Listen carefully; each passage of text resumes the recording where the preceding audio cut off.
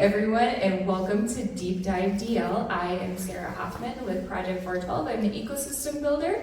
Project 412 was created to elevate the economic and cultural vibrancy of the lakes area, and so mostly we just want to do a bunch of cool stuff. We do lots of different things like art, lots of different cultural events like the hot dish that we just had, and then we also have the business side of things like this, the Deep Dive DL. And so what I do with my role is I try to create a positive environment for entrepreneurs to get inspired and get connected with people. I also help with coaching and connections, so if you have any questions, just ask me afterwards. So today we have Ruth Hetland here, and I'm super excited to talk to you today just because you have such a multifaceted background and so many things going on with your business. So how are you doing? I'm good. I'm happy to be here. Yes, I love this idea that you've had of bringing entrepreneurs in, and I'm thrilled to be part of it. Thank you. So tell us a little bit about ConseCrate Subscription Box. Okay, well, ConseCrate Subscription Box, it is a subscription box for women in ministry, and it began in 2020. I've been a minister for 25 years now, and for a long time I had been kind of just feeling restless and wanting to start something different. It wasn't that I didn't want to be a minister anymore, but I just needed to learn something new, and also the idea of earning some extra money sounded good too. And so I had become a fan of a podcast called Side Hustle School. And it's this great podcast that has these little 5-minute episodes that spotlight people with different side hustles.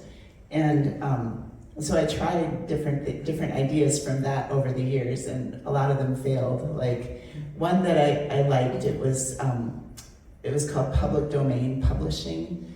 So there's all these works that are in the public domain, if they were published before a certain year, and you can pretty much take those manuscripts and do what you want with them. And so it's this whole thing where you can download the manuscript. There's websites you can go to, and then you use Canva or something, and you design a new cover, and then you publish it on like KDP, and so then it's available on Amazon. And some people have earned a lot of money with that. I didn't earn a lot of money with that. But it's this cool, I still have probably about 25 titles that I had made and put up, and it's this tiny trickle of passive income, but it takes a lot of work to, put these up. So I was like, I don't think this is my idea. And then another episode, a person had talked about they kind of became like the wedding officiant for their area. And I'm like, well, I do weddings. I could become the wedding officiant for Detroit Lakes. And I tried to get my name out, to different wedding venues. And if anybody's looking for someone, and that didn't take off at all. And then in the summer of 2020, there was an episode about a woman who had started a subscription box for military wives. And it had just taken off. And then what's cool about this podcast is they tell their story, but then the host kind of talks about why he thinks this idea worked. And he said, this idea worked for her because it was an underserved population. The military wives, there wasn't a lot at the time just for them. And then also, she knew that niche of people really well. And so I was like, And I thought about how women in ministry, there wasn't a lot made just for us. There's getting to be more, but anyway, and then I was like, and I know that niche of people pretty well since I've been a pastor this long. And then I'm part of a Facebook group, Lutheran Leader Moms, and I just put the idea out to them. I was like, if I were to start something like this, do you think it sounds fun? And they were like, oh my gosh, that sounds so fun. And so then I just was like, I'm just gonna do it. Even if I get 20 people, that's fine. I wanna learn how to do this. So then I listened to another podcast called Subscription Box Basics, which basically takes you from the very beginning of how to start a subscription box and through the whole process of doing that. And I followed every step, and I I took pre-orders because I didn't have a bunch of money to start it, so I took pre-orders. And for the very first box that went out in November of 2020, I had 175 orders, which is really good. I mean, that was a lot more than I thought I would have. And so each box, it coincides with the church season that it's going out in. And so, like the first box, it was going out during Advent, and so that was sort of the theme of the box. And I try to source items from clergy who make things, but also local businesses too, like people I know here in DL.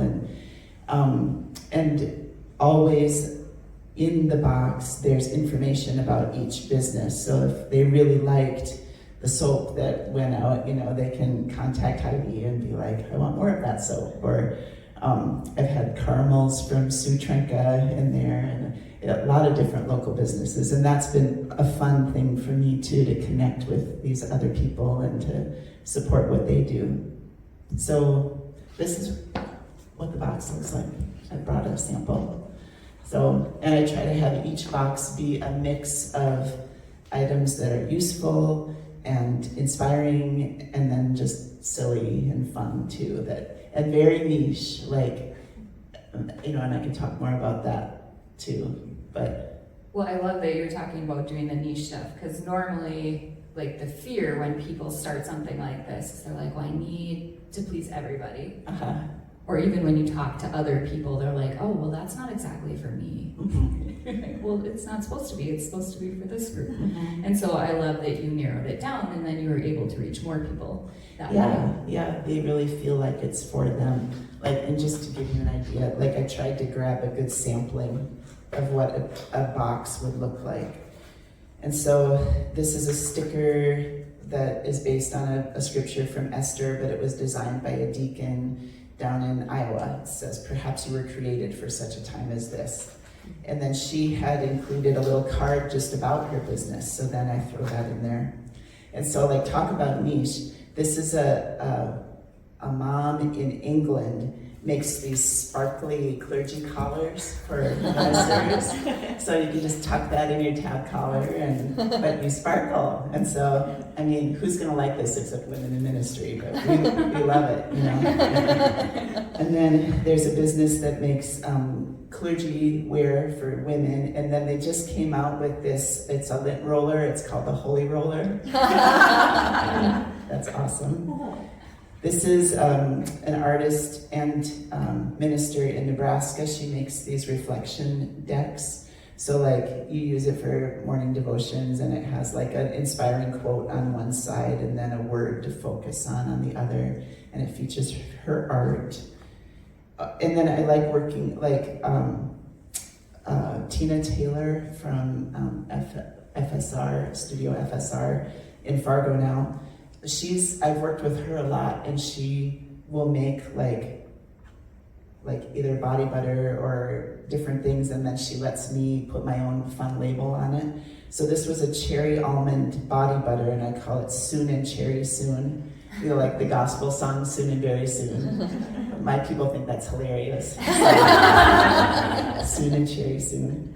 So, and then a lot of times, like, other ministers who have businesses will ask to feature something about their coaching business or something in the box. And then oftentimes there's an offer that goes with it, like a free life coaching session or free spiritual direction session, and it's a way for them to make connections. This I had made a little while ago when this song was really big, but it's me, hi. Oh, it's me, hi, I'm the minister, it's me. That from the Taylor Swift song. And then, like, another minister wrote a devotion book for Advent.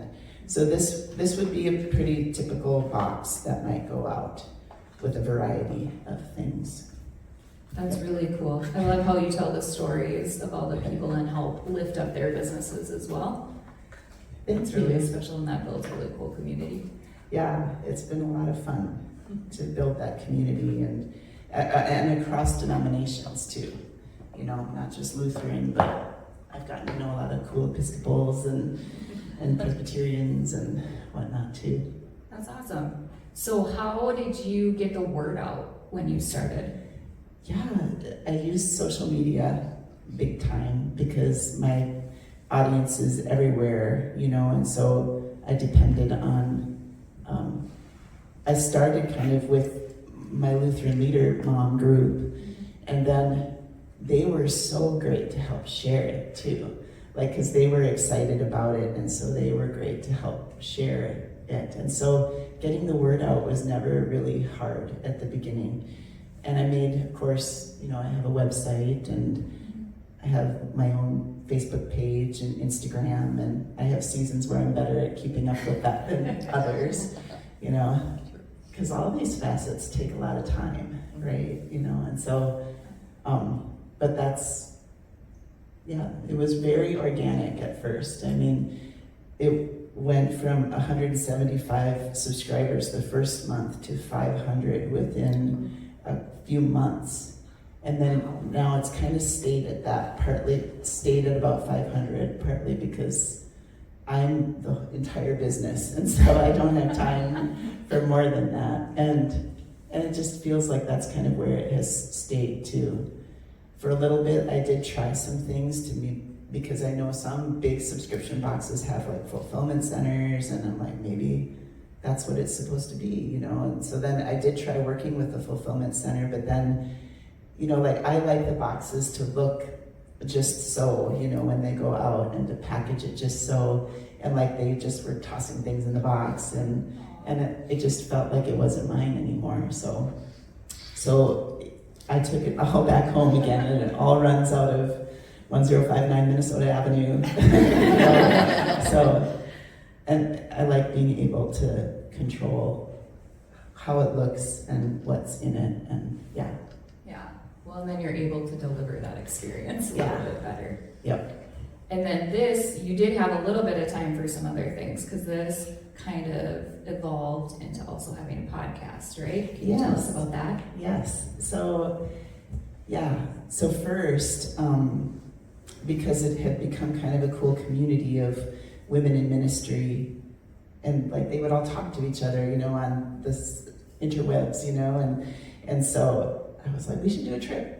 And so then it's evolved into every January now, because that's a great time, because it's after Christmas, but before Lent starts. And also, who doesn't want to flee, especially this area in January.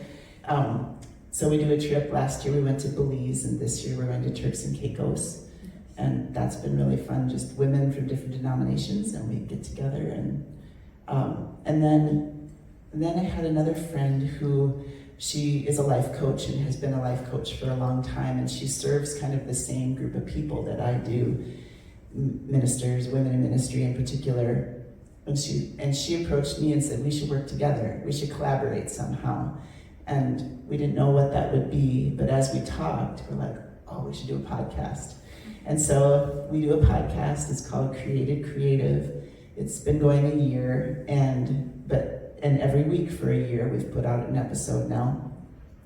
And so we spotlight people who are making things. And then what I didn't mention to you, like what's really fun, since my friend is a coach, then she offers to give them coaching on an aspect of their business or something they're thinking about building. So that's like always a part of the podcast as well, of each episode.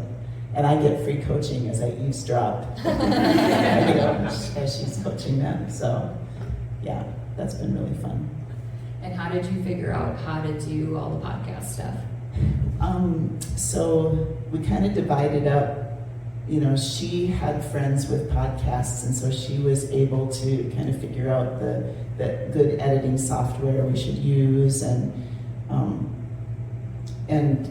then I took on more scheduling people and finding people to interview and scheduling, and then putting the episode up on the interwebs.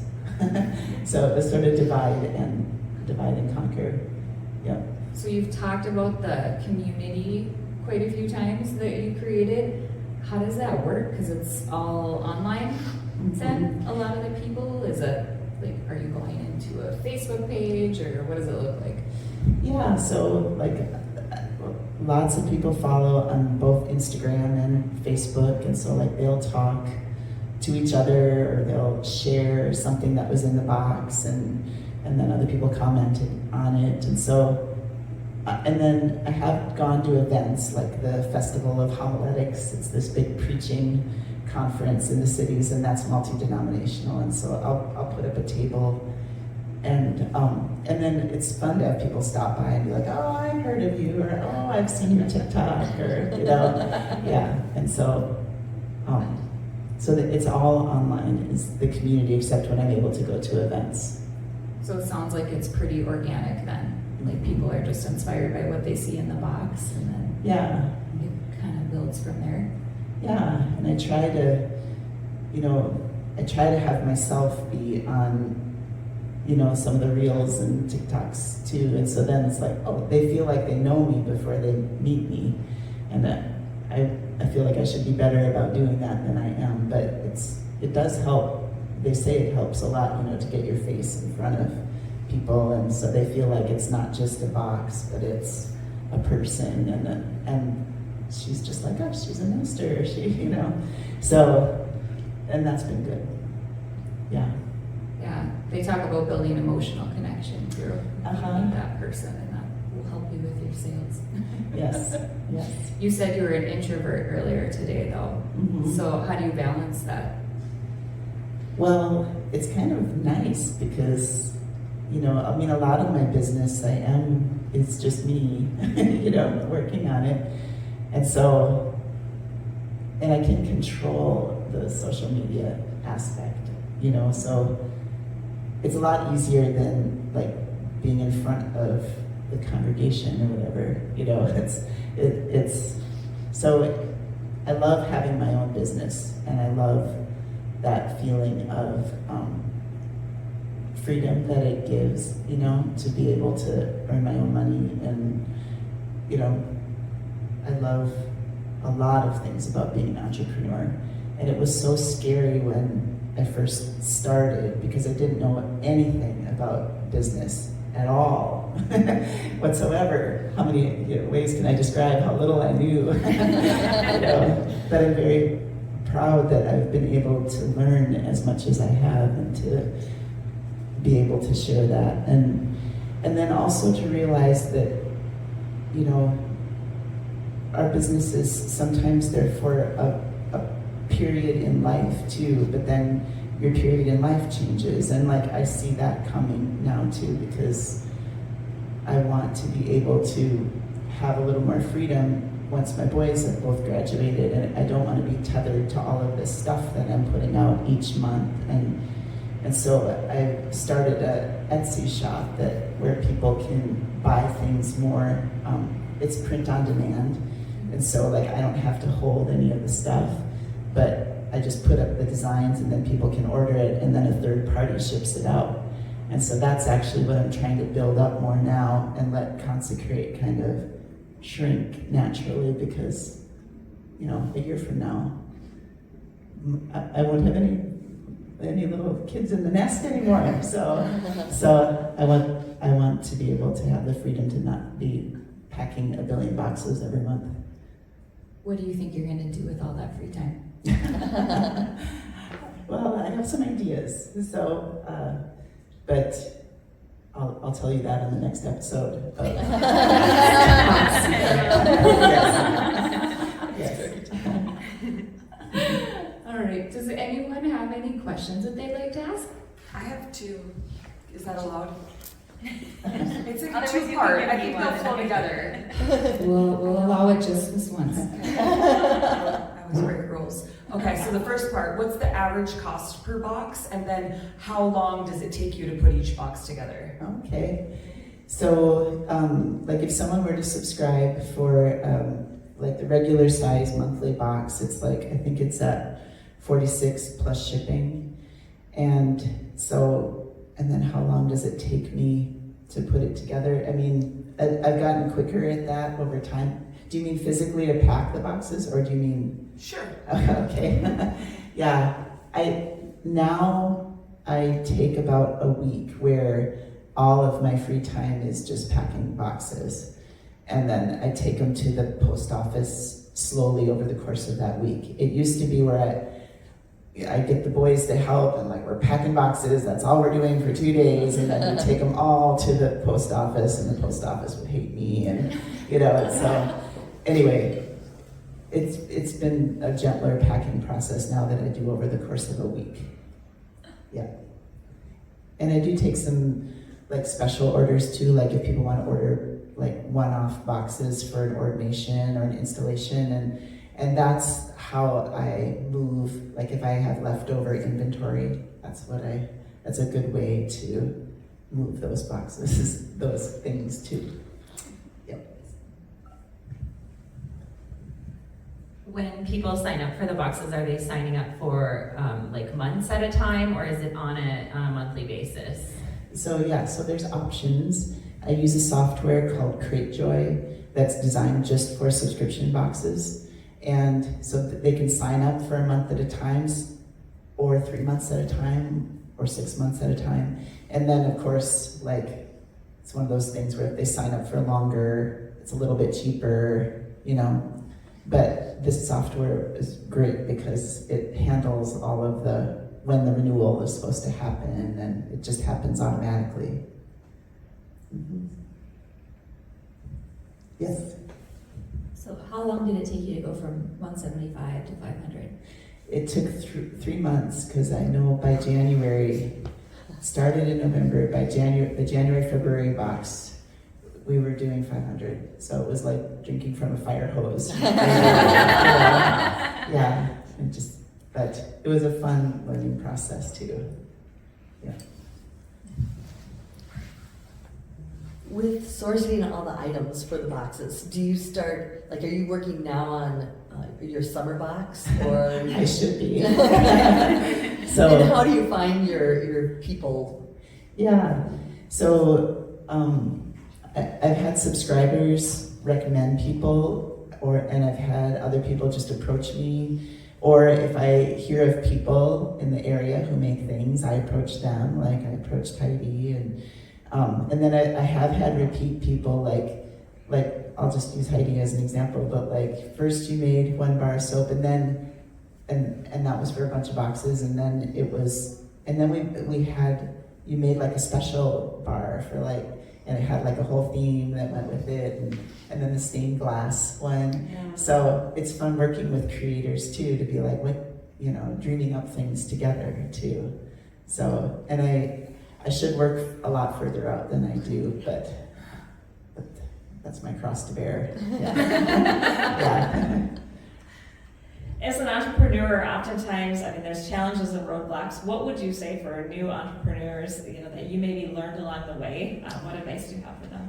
I would say to, not be afraid to keep pivoting. Like, if an idea isn't working, it doesn't mean all is lost and you'll never have a great side hustle. Just find another idea to try, and that idea of being able to gracefully pivot from one thing to the next. And even as your business shifts and changes over time, that's really an art form. And work on being graceful about pivoting, and don't get married to it. It's supposed to look like this, because a lot of times you don't know exactly what your customers are going to want. But then as you get to know your customers more, you're like, oh, they really liked that thing, so I'm going to do more of things like that. And things that I think are going to be awesome just like might fall like a red balloon. So yeah.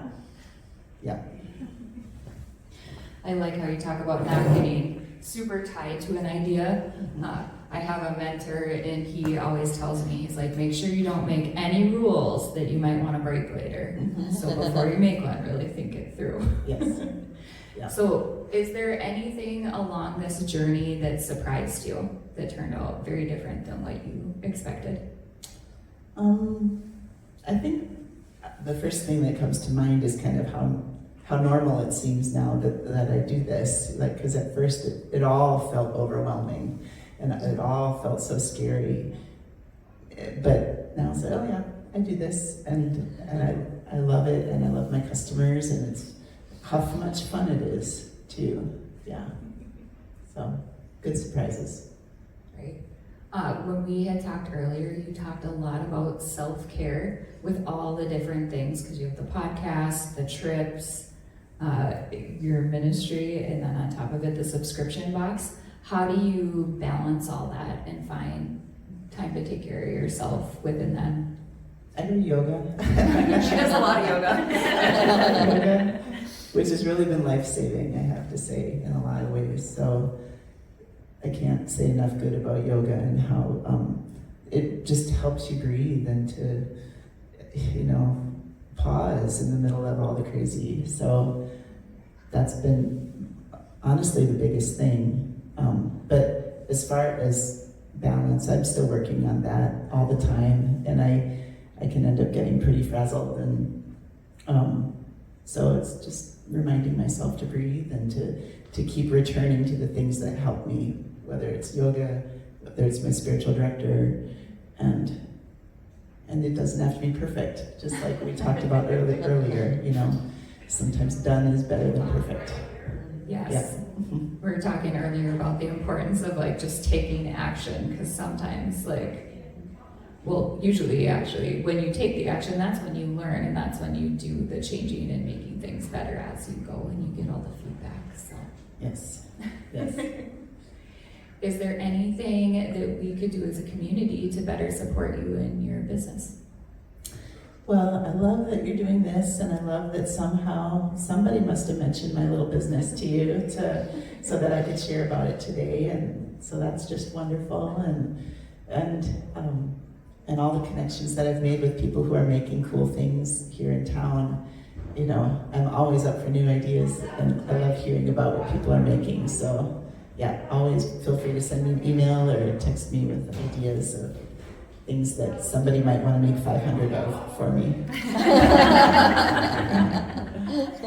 And if they're small and light, too. Especially shipping costs. Yes. Yeah, I've learned a lot about shipping costs. Yeah. Something you didn't think you'd probably. Right, yeah. Yeah, I know a lot more about shipping costs and how to print labels at home and all those things than I ever thought I would know. Yeah, how to keep the people at the post office happy. Exactly, yes. Is there anything about your business that you haven't mentioned yet that you'd like us to know before we wrap it up?